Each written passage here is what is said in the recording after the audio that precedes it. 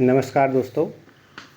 जैसा कि हम लोग आधुनिक इतिहास में राष्ट्रीय आंदोलन पढ़ रहे थे और राष्ट्रीय आंदोलन का तीसरा चरण शुरू हो गया और तीसरे चरण में अर्थात गांधी युग की बात हम लोग कर रहे हैं। जैसा कि पिछली क्लास में हमने बताया कि जब लखनऊ अधिवेशन था कांग्रेस का, उसमें गांधी जी भी हिस्सा लिए थे और उसी लखनऊ अधिवेशन में लीग और कांग्रेस के बीच समझौता हुआ और तमाम बातें ऐसी हुई। उस समय राजकुमार शुक्ल पहुँचे थे और गांधी जी से आग्रह किए कि आप आइए। कि राजकुमार शुक्ल ने गांधी जी को चंपारण के किसानों की दुर्दशा को बताते हुए कहा कि आप आइए, किसानों की मदद करिए। हालांकि गांधी जी शुरू में तो बहुत ध्यान नहीं दिए। गांधी जी ने सोचने के बाद राजकुमार शुक्ल के अनुरोध को स्वीकार कर लिया और चंपारण जाने का फैसला लिया। गांधी जी 10 अप्रैल 1917 को कलकत्ता से पटना पहुंचते हैं। तो पटना से 5 दिन बाद मुजफ्फरपुर पहुंचे और मुजफ्फरपुर से सीधे अविभाजित चंपारण, आज तो चंपारण 2 गुटों में हो गया है, मतलब 2 जिले हो गए हैं चंपारण में, पूर्वी चंपारण और पश्चिमी चंपारण। एक का मुख्यालय बेतिया है, दूसरे का मुख्यालय मोतिहारी है। तो उस समय अविभाजित चंपारण जिला था। चंपारण जिले में मोतिहारी पहुँचे 15 अप्रैल 1917 को। जब यहाँ पहुँचते हैं तो जैसे ही ब्रिटिश अधिकारियों को पता चला कि गांधी जी चंपारण आ रहे हैं तो ब्रिटिश अधिकारियों में खलबली मच गई। और इतना ही नहीं, एक नील बागान मालिक था अंग्रेज, जिसका नाम इरविन था। लॉर्ड इरविन को मत देखिएगा, उसका नाम इरविन था। तो इरविन ने बत्तख मियाँ एक रसोइया था, रसोइये के माध्यम से गांधी जी को जहर परोसने के लिए कहा था और बत्तख मियाँ ने इस साजिश को नाकाम कर दिया, जिसकी वजह से बत्तख मियाँ को तमाम यातनाएं दी गई, जेल में डाला गया। गांधी जी बाल बाल बच गए, अर्थात जहर खाने से बच गए। अच्छा, गांधी जी जब चंपारण पहुंच जाते हैं तो वहाँ के किसानों की दुर्दशा देखते हैं और घर घर जाके, गांव गांव जाकर लोगों से बात करते हैं, क्या उनकी समस्याएं हैं। समस्याओं को समझने के बाद फिर गांधी जी ने अपने कुछ सहयोगियों के साथ चंपारण सत्याग्रह शुरू किया। चंपारण सत्याग्रह 17 अप्रैल 1917 को शुरू होता है। और चंपारण में क्या समस्याएं थी? एक समस्या थी कि 3 कट्ठिया पद्धति। कट्ठा का मतलब बिस्वा से होता कि मतलब 1 बीघे में अर्थात 20 बिस्वा में 3 बिस्वा खेती, यानी 3 कट्ठा खेती नील की करनी अनिवार्य होती थी, जिससे ज़मीन अक्सर बंजर हो जाया करती थी और कच्चे माल अंग्रेज ले जाते थे। औने पौने दामों पर किसानों को उचित मूल्य भी नहीं मिलता था। तो एक तो 3 कट्ठिया पद्धति से परेशान थे किसान।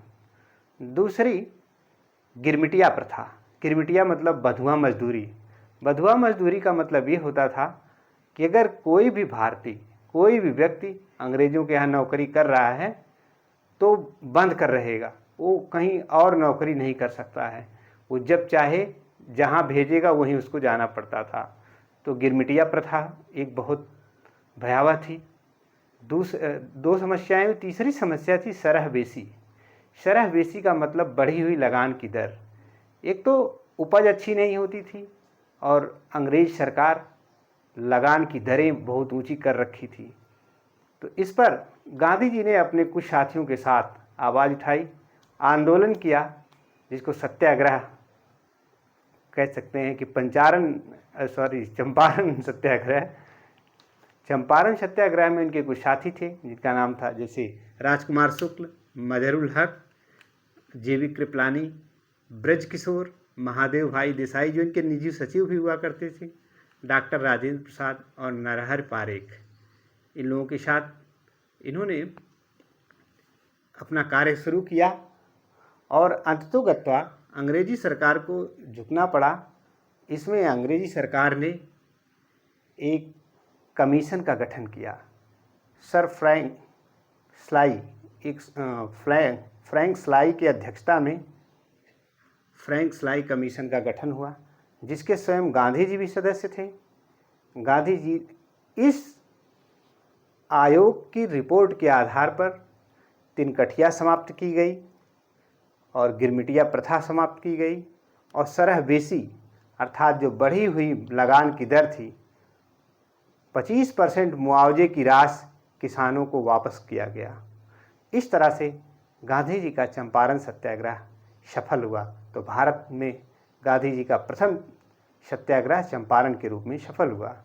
हालांकि चंपारण का सत्याग्रह का विचार इन्होंने टॉलस्टॉय से लिया था और ये पहला गांधी जी का अगर सत्याग्रह है तो ये अफ्रीका में ही शुरू हो गया था। तो आते हैं कुछ पॉइंट्स को यहाँ नोट करते हैं। चंपारण सत्याग्रह ये घटना है राजकुमार शुक्ल ने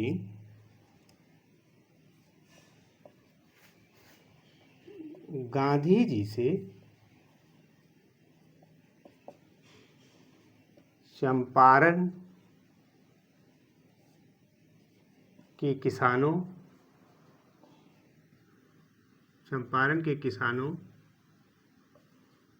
की दुर्दशा से अवगत कराया और उन्हें चंपारण आने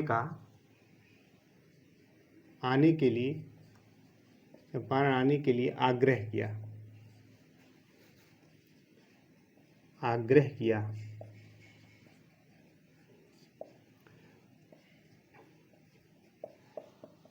गांधी जी ने राजकुमार शुक्ल के अनुरोध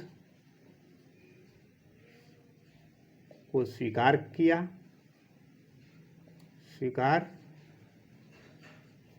कर चंपारण जाने का फैसला लिया।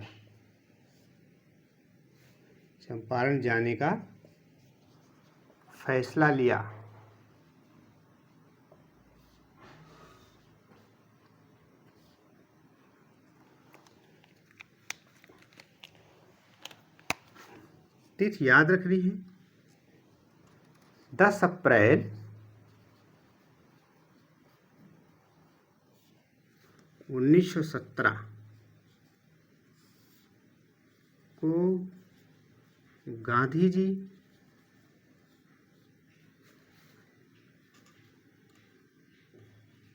कलकत्ता से होते हुए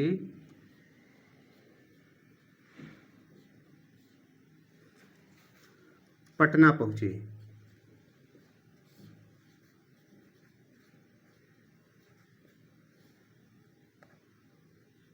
पटना पहुंचे 10 अप्रैल के 5 दिन बाद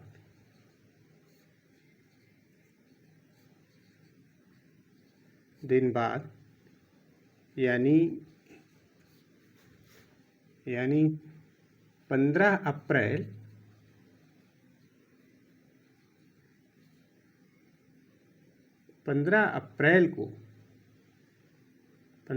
को मतलब 15 अप्रैल 1917 को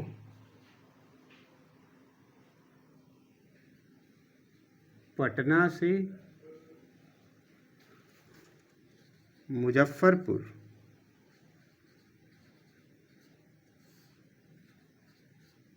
ये लीची बागान के लिए जो फेमस मुजफ्फरपुर है उसी की बात है। पटना से मुजफ्फरपुर पहुंचे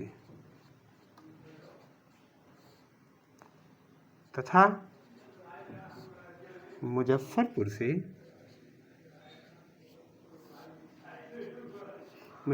से चंपारण जिले के मुख्यालय, चंपारण जिले के मुख्यालय मोतिहारी पहुंची।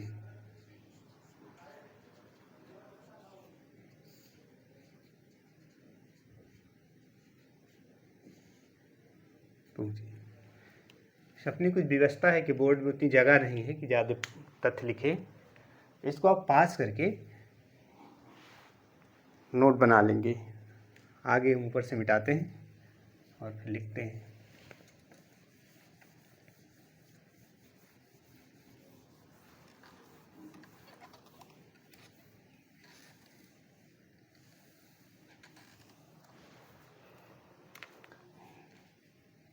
जब मोतिहारी पहुंचे तो अंग्रेजों में खलबली मच गई।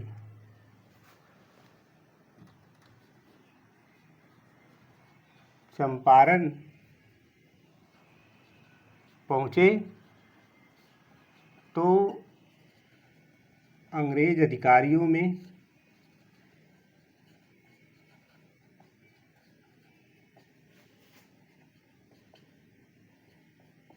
खलबली मच गई।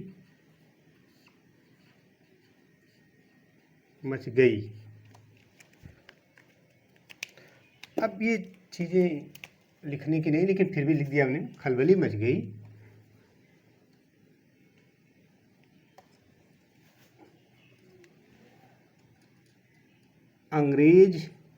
एक अंग्रेज था नील बागान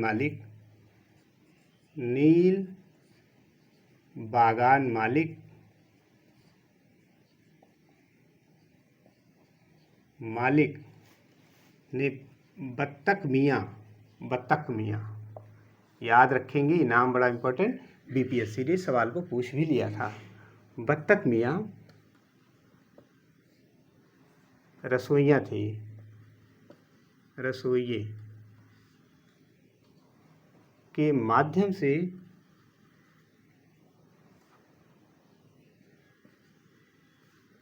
गांधी जी को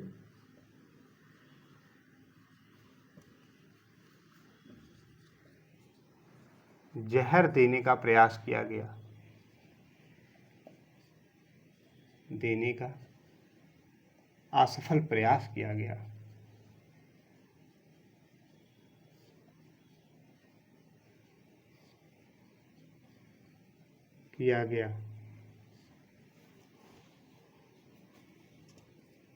परंतु बत्तख मियाँ ने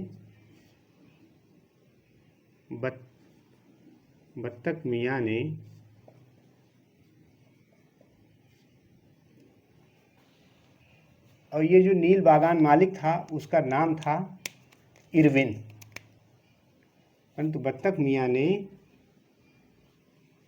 नील बागान मालिक इरविन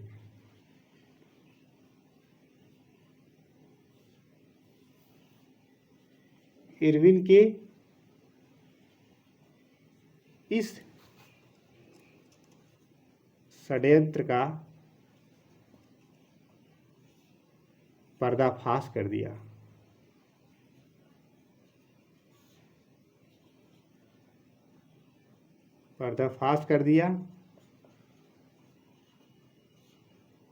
इस प्रकार गांधी जी बाल बचे। इस प्रकार गांधी जी की जान बची।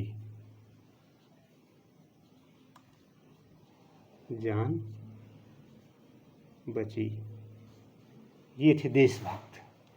तो इसमें याद क्या करना है, एक तो जो नील बागान मालिक इरविन है, इसने ही जहर देने का प्रयास किया था, किसके माध्यम से, बत्तख मियाँ के, जो कि रसोइया थे।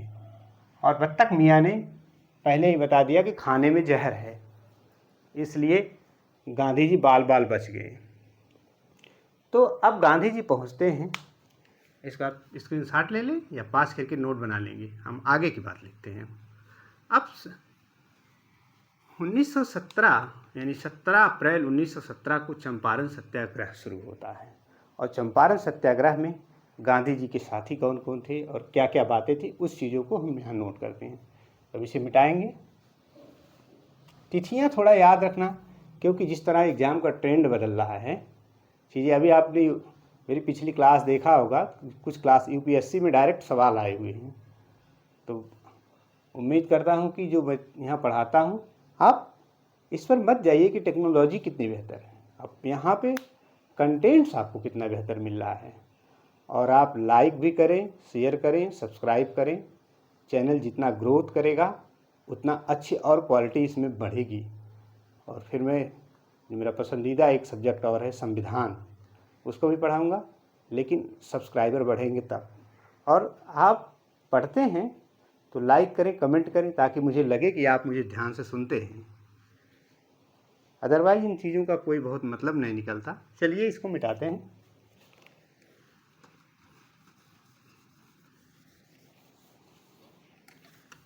तीन तिथियां हमने बताया, एक 10 अप्रैल, 15 अप्रैल और 17 अप्रैल।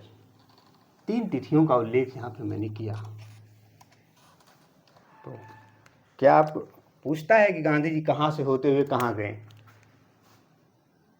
पहले गांधी जी कलकत्ता गए, कलकत्ता से फिर पटना पहुँचे, पटना से फिर मुजफ्फरपुर,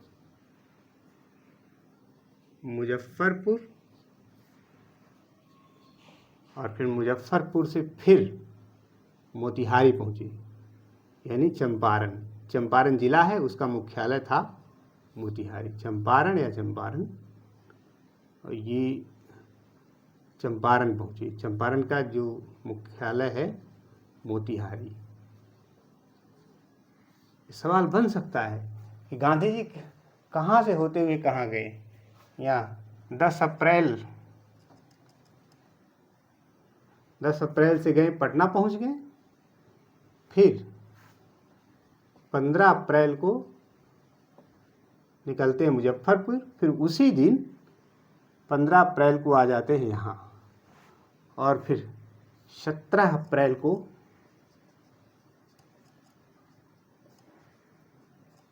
चंपारण सत्याग्रह शुरू हो जाता है।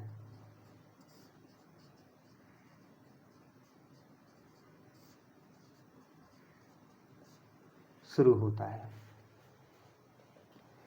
ठीक, तो ये बात तो मैंने आपको एक सिनॉप्सिस टाइप का दे दिया। अब देखते हैं चंपारण सत्याग्रह में क्या क्या घटनाएं घटित हुई और कौन कौन उनके सहयोगी थे। ये बड़ा महत्वपूर्ण है।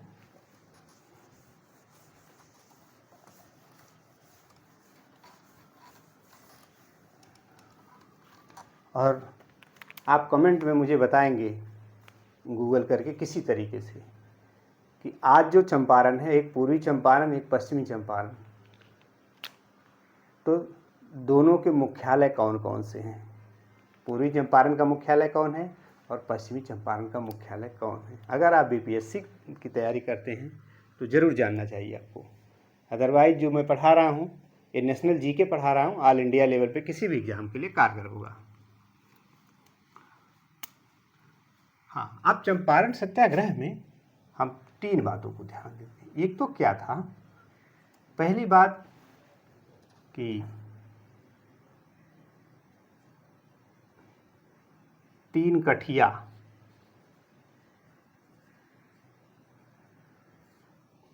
पद्धति,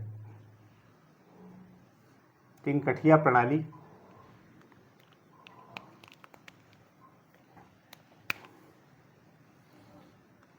इस पद्धति के अनुसार,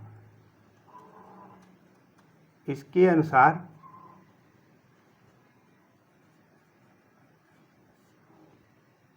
किसानों को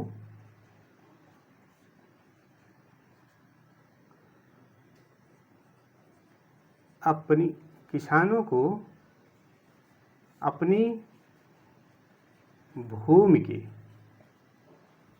3/20 भाग पर नील की खेती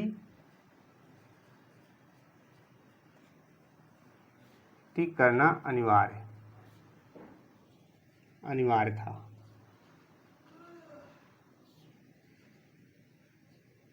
मतलब कि आप जो 3 कट्ठा 20 कट्ठे में से 3 कट्ठा आपको जो है नील की खेती करना ही होगा। ये अंग्रेज नीलहे बागान मालिक यानी अंग्रेज मालिक इस तरह से करते थे। दूसरी जो कुप्रथा थी गिरमिटिया, ये समस्या थी गिरमिटिया पद्धति।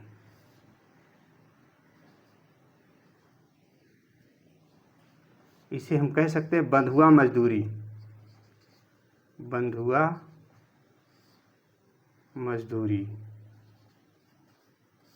इसको लिखेंगे ऐसे बोल दे रहे हैं, स्पेस कम है कि बंधुआ मजदूरी के अंतर्गत अगर मान लीजिए आप किसी अंग्रेज के यहाँ काम कर रहे हैं और आप फिर उसको छोड़ के और अन्य जगह पर काम नहीं कर सकते हैं, वही मालिक आपको जहाँ चाहेगा वहाँ भेजेगा, अपनी मर्जी से काम करेगा, अर्थात बंधुआ मजदूरी। इसे बोला गया गिरमिटिया पद्धति। तीसरी जो समस्या थी शरह बेसी, शरह बेसी। शरह बेसी का मतलब होता है बढ़ी हुई लगान की दर।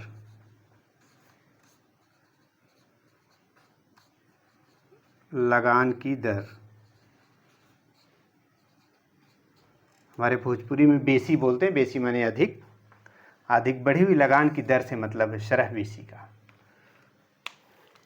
तो इन 3 समस्याओं का सामना कर रहे थे चंपारण के किसान, और जब गांधी जी गए तो इन समस्याओं से निजात पाने के लिए अब जो दूसरी बात है कि गांधी जी के सहयोगी, सहयोगी कौन थे, यहाँ मैं कहूँ गांधी जी के सहयोगी तो ज़्यादा बेहतर होगा। गांधी जी के सहयोगी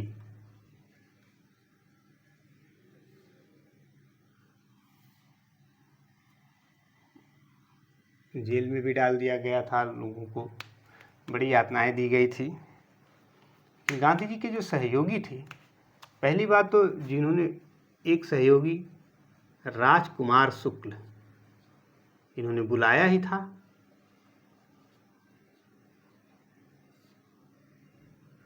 दूसरे थे मजरुल हक, मजरुल हक। तीसरे थे जेबी कृपलानी।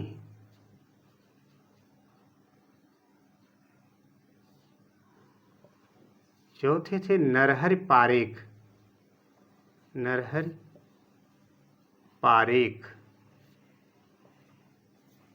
पांचवें डॉक्टर राजेंद्र प्रसाद।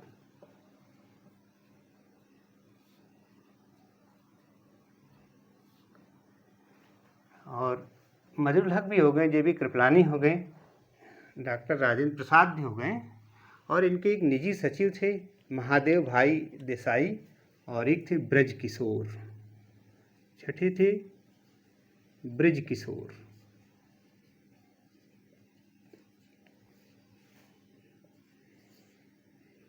और महादेव भाई देसाई, महादेव भाई देसाई ये गांधी जी के निजी सचिव थे। ये तो हमेशा इनके साथ ही रहा करते थे। गांधी जी के जो प्रमुख सहयोगी थे ये। अब अंग्रेज सरकार ने क्या किया, अब गांधी जी से वार्ता में अंत में जब चंपारण सत्याग्रह 17 अप्रैल को शुरू हो जाता है, तो अब यहाँ पर क्या होता है कि अंग्रेज सरकार अंत में मांग मान ली। इसके लिए एक आयोग का गठन किया। उस आयोग का नाम है Frank sly commission. Sir Frank की अध्यक्षता में Frank sly commission, Frank sly आयोग का गठन। फ्रैंक स्लाई आयोग का गठन हुआ और गांधी जी भी इसके सदस्य थे। गांधी जी भी सदस्य थे इस आयोग के।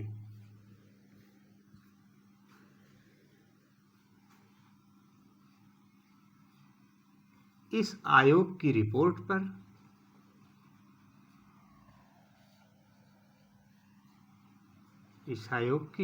पर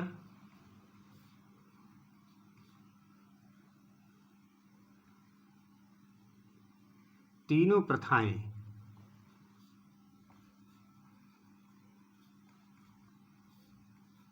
समाप्त कर दी गई। इस प्रकार गांधी जी का प्रथम सत्याग्रह सफल हुआ। सत्याग्रह सफल हुआ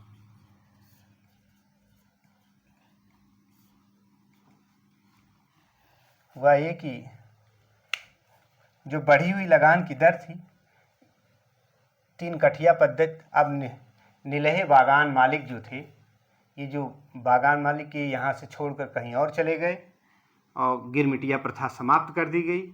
और जो बढ़ी हुई लगान की दर थी, सरकार राजी हो गई 25% लगान की दर मुआवजे के रूप में किसानों को वापस की।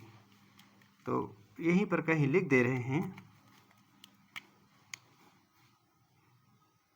या इसको नोट कर लें, यहीं पे लिख दे रहे हैं,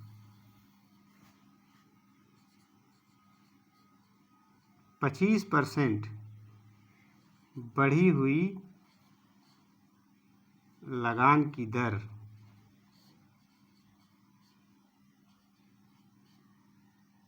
किसानों को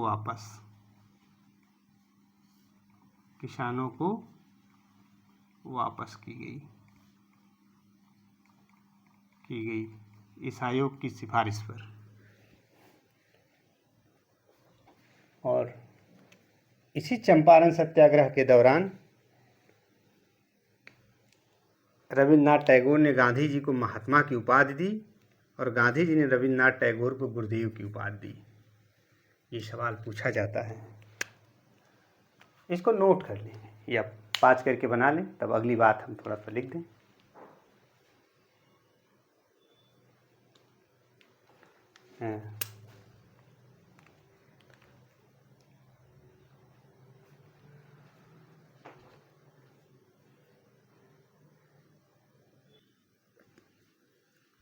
तो इसे आप नोट कर लिए होंगे या कर लेंगे। अब कुछ बातें इसमें 2 पॉइंट और बनता है, और फैक्ट वनडे एग्जाम में पूछा जाता है।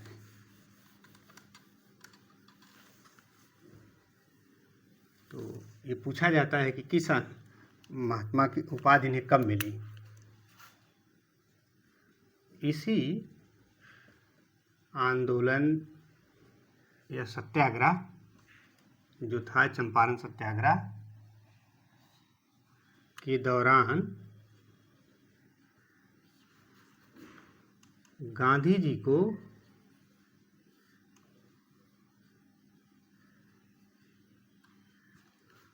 रविन्द्रनाथ टैगोर ने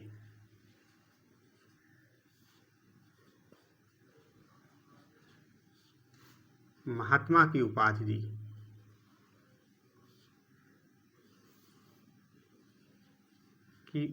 दी।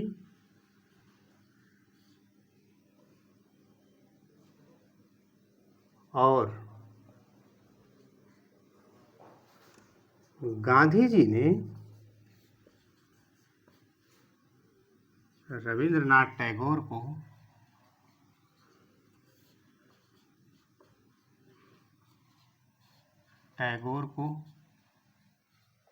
गुरुदेव कहा।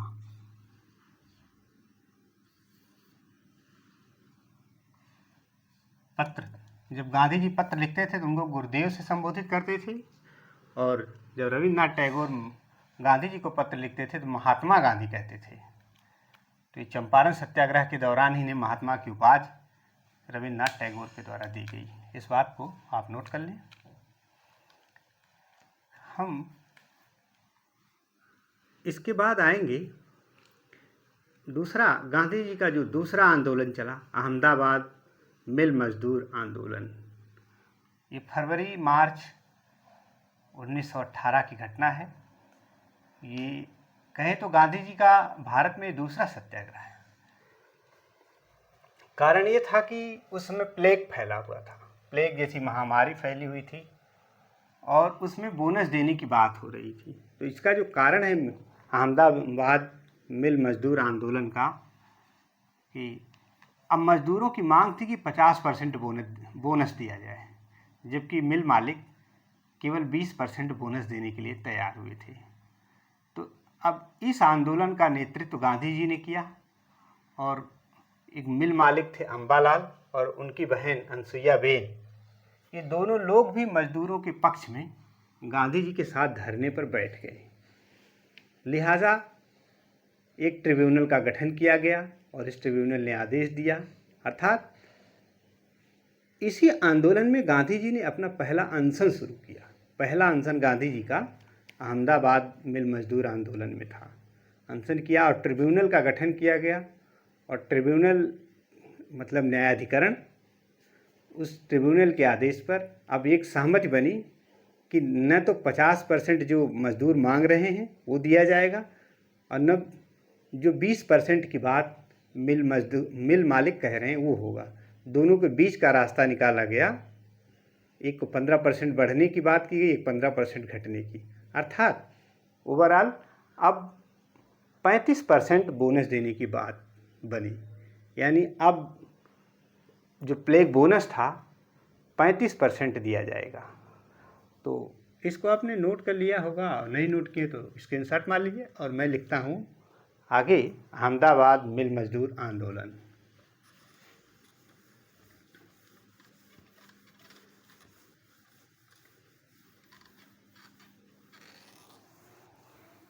देखिए, जब मैं महीना बीच में लिखता हूँ, उस मंथ लिखने का कारण ये होता है कि कभी कभी एक ही वर्ष में कई घटनाएं होती हैं, तो उनमें कालानुक्रम पूछ देता है कि कौन सी घटना पहले घटित हुई। क्योंकि चंपारण तो 1917 में हुई, तो इसको तो आप जान रहे हैं। अहमदाबाद मिल मजदूर आंदोलन 1918 में हुआ, फिर खेड़ा सत्याग्रह भी 18 में हुआ। तो ऐसे में खेड़ा में और इसमें कौन पहले हुआ, इसलिए थोड़ा महीने का मेंशन कर देते हैं। हालांकि जो मैं पढ़ा रहा हूँ एक कालानुक्रम से ही पढ़ा रहा हूँ। अहमदाबाद मिल मजदूर आंदोलन,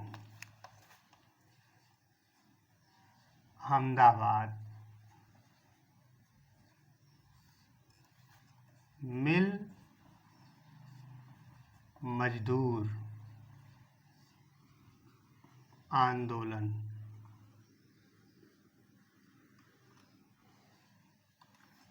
ये घटना है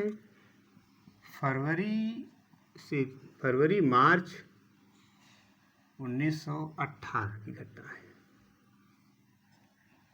फरवरी मार्च महीने के बीच की घटना है। और कमेंट करके बताइएगा कि अहमदाबाद किस नदी के तट पर है। और कारण, इसका जो कारण था, कारण प्लेग बोनस, जो प्लेग महामारी फैली थी, प्लेग बोनस नहीं देने के कारण। इसमें ये था प्लेग बोनस में कि मजदूरों की मांग जो थी, मजदूरों की मांग,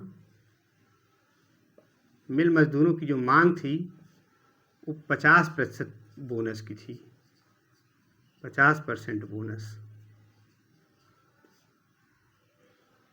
और जो मिल मालिक देना चाहते थे, मिल मालिक देने के लिए तैयार थे या देना चाहते थे 20% बोनस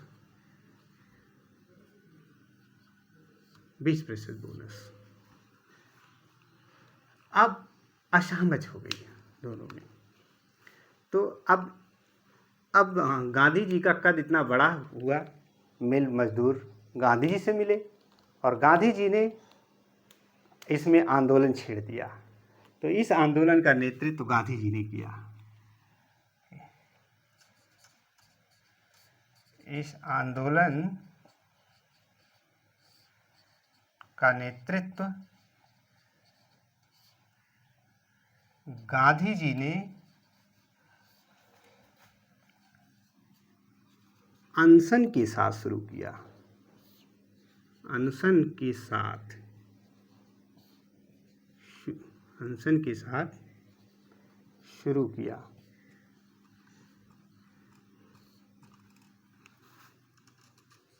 यह गांधी जी का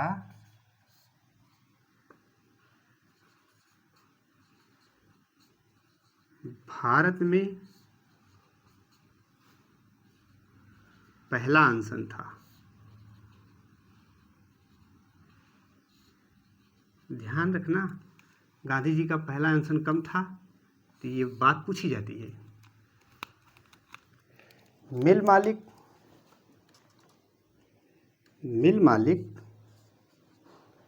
एक मिल मालिक थे अम्बालाल। मिल मालिक अम्बालाल तथा उनकी बहन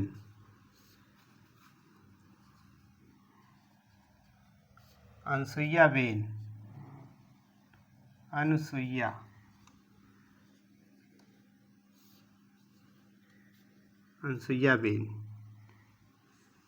अम्बालाल तथा उनकी बहन अनुसुईया बेन भी मजदूरों के पक्ष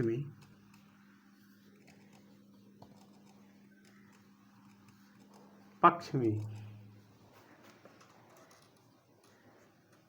गांधी जी के साथ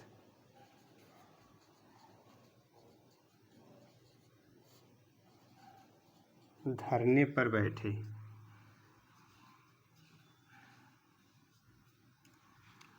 और अंत में होता क्या है कि एक ट्रिब्यूनल का गठन किया गया।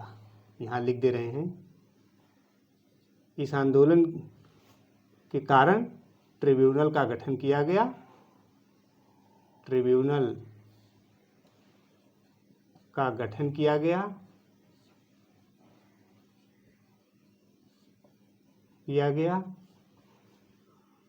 और तथा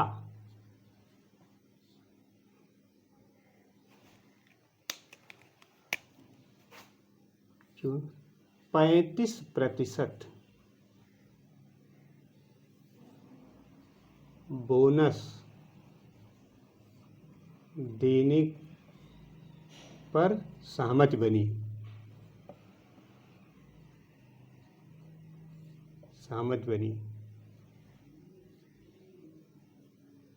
इस प्रकार दूसरा सत्याग्रह भी सफल हुआ।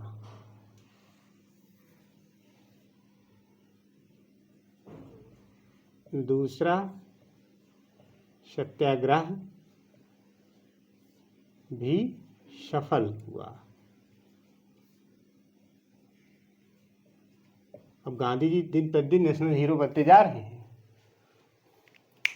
तो पहले तो चंपारण सत्याग्रह सफल हुआ, दूसरा अहमदाबाद मिल मजदूर आंदोलन का जो सत्याग्रह था गांधी जी के नेतृत्व में, वो भी सफल हुआ। और ये बात गांधी जी का पहला अनशन था भारत में। अफ्रीका में कर चुके थे, लेकिन भारत में पहला अनशन था ये। इसको नोट कर लें आप लोग।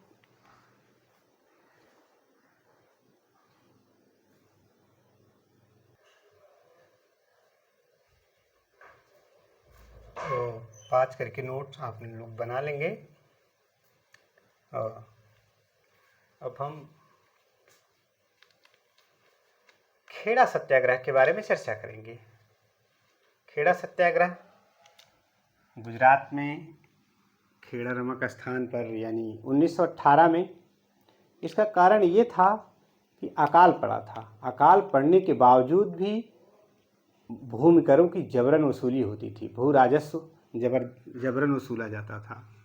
तो वहाँ के किसान परेशान हो गए थे, अकाल पड़ गया था, जब कुछ हो ही नहीं रहा था खेतों में तो वे भू राजस्व कैसे देंगे। तो अब दो लोग थे, एक का नाम था मोहनलाल पांड्या और दूसरे थे शंकरलाल पारेख। इन्होंने इस आंदोलन का नेतृत्व करने के लिए गांधी जी को पत्र लिखा। गांधी जी आते हैं, मुख्य नेतृत्वकर्ता बनते हैं और इसी आंदोलन के दौरान गांधी जी से पटेल की मुलाकात होती है। सरदार पटेल, वल्लभ भाई पटेल गांधी जी से मिलते हैं और सरदार पटेल व इंदुलाल याग्निक किसानों को कर ना देने के लिए कहा। यहाँ तक कि वल्लभ भाई पटेल द्वारा किसानों से प्रतिज्ञा पत्र भरवाए गए कि प्रतिज्ञा पत्र भरवा कर दस्तखत कराए गए कि मैं कर नहीं दूंगा। तो अब यहाँ तक कि इस आंदोलन में समर्थन अन्य लोगों का भी मिला, जैसे 1905 में स्थापित गोपाल कृष्ण गोखले द्वारा सर्वेंट ऑफ इंडिया सोसाइटी का भी सहयोग था, गुजरात सभा का सहयोग मिला इस आंदोलन में, और विट्ठल भाई पटेल जो आगे चलकर केंद्रीय असेंबली के अध्यक्ष भी बनते हैं, उन्होंने सहयोग दिया। और इसका रिजल्ट ये आया कि अंत में सरकार द्वारा घोषणा की गई कि जो कर देने में सक्षम नहीं हैं वे कर ना दें, उन्हें छूट दी जाएगी। इस तरह से गांधी जी का तीसरा आंदोलन भी सफल हुआ, जिसे कहा जाता है खेड़ा सत्याग्रह। तो अब खेड़ा सत्याग्रह के बारे में हम लोग लिखते हैं, फिर मिटाते हैं।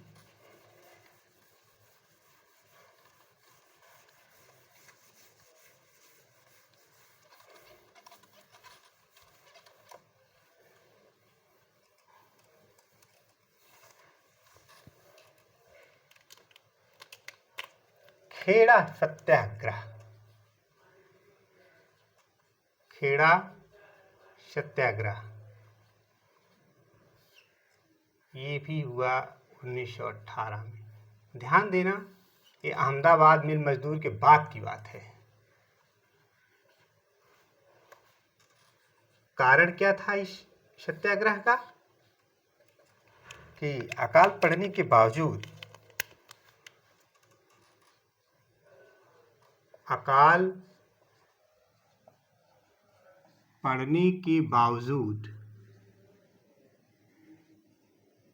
भी भूमि करों की जबरन वसूली,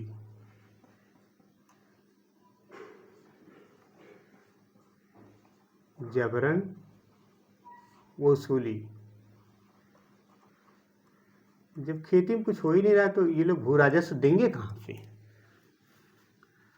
और जब खेती में जब कुछ होगा तभी तो ये लोग देंगे। फिर दूसरी बात हम लोग लिखते हैं कि दो व्यक्ति थे, एक थे मोहनलाल पांड्या तथा शंकरलाल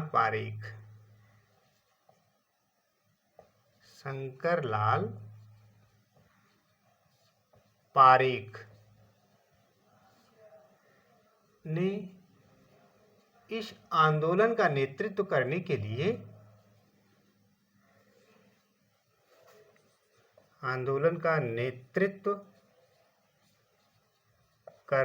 लिए गांधी जी को पत्र लिखा।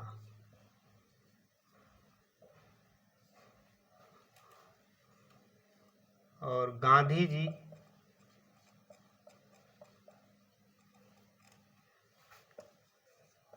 इस आंदोलन के मुख्य नेतृत्वकर्ता बने।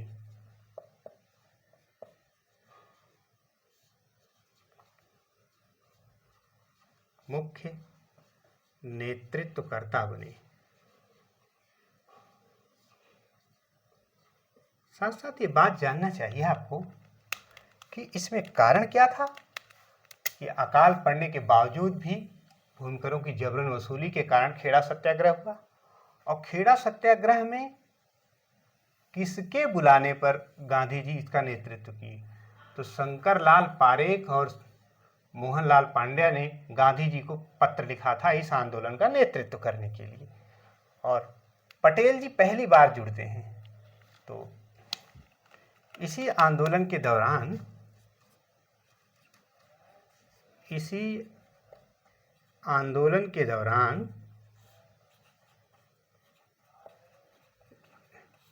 वल्लभ भाई पटेल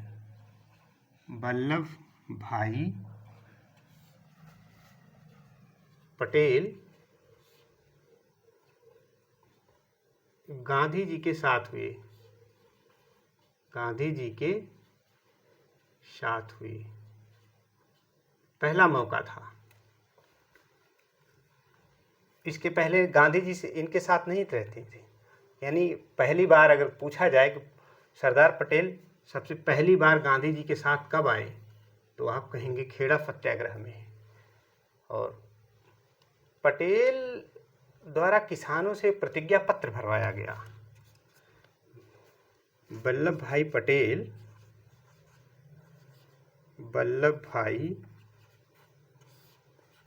पटेल द्वारा किसानों से भूमिकर ना देने के लिए प्रतिज्ञा पत्र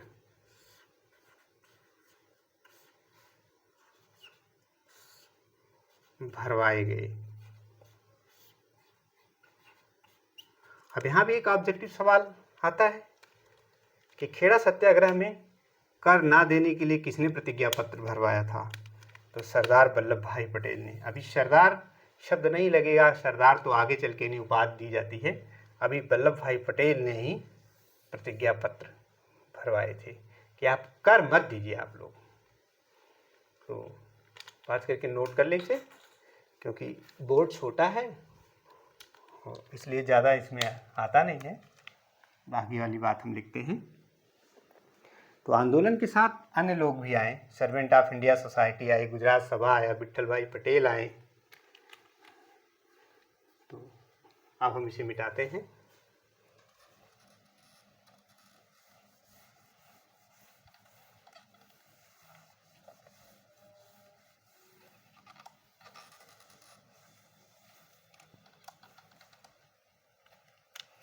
आप कमेंट में बताया करिए कि आपको असुविधा क्या होती है, तब हम जानेंगे, उसी हिसाब से इसमें इम्प्रूवमेंट करेंगे। और आंदोलन के सहयोगी संगठन अथवा व्यक्ति, खेड़ा सत्याग्रह की बात कर रहे हैं। इस आंदोलन के सहयोगी संगठन व्यक्ति, मतलब कौन कौन से सहयोगी हैं, सहयोगी संगठन और व्यक्ति आगे आए। पहली बात, गोपाल कृष्ण गोखले द्वारा स्थापित भारतीय समाज सेवक संघ या सर्वेंट ऑफ इंडिया सोसाइटी,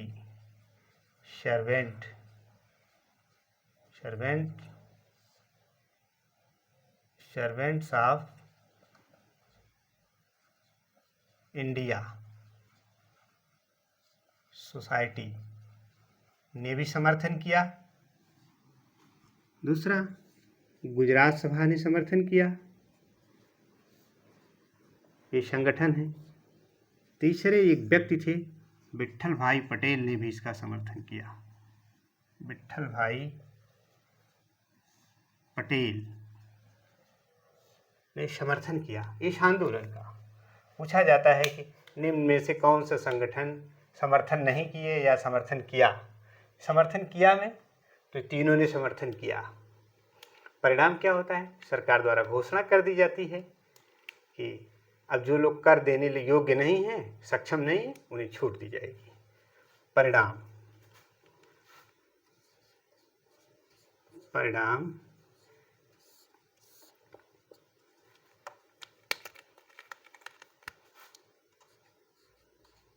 सरकार ने घोषणा की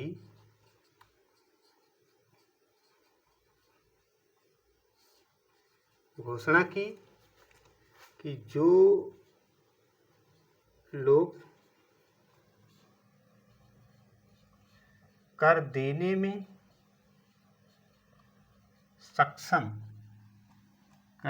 सक्षम नहीं है, उन्हें छूट दी जाएगी।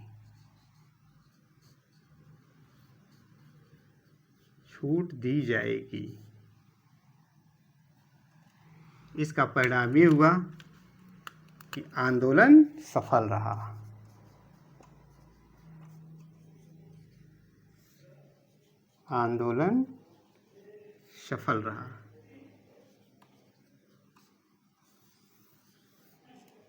तो हम लोगों ने चंपारण सत्याग्रह देखा, इसके बाद अहमदाबाद मिल मजदूर हड़ताल के बारे में देखा, वो भी सफल रहा, और गांधी जी का तीसरा खेड़ा सत्याग्रह भी सफल रहा। इनका कालानुक्रम बैठाने के लिए आता है, और तमाम फैक्ट आप इसमें पाए होंगे। आपको यदि अच्छा लगे तो इस पर कमेंट जरूर करिए, लाइक करिए, शेयर करिए और सब्सक्राइब करिए। तो आज के लिए इतना ही। आपका समय शुभ हो।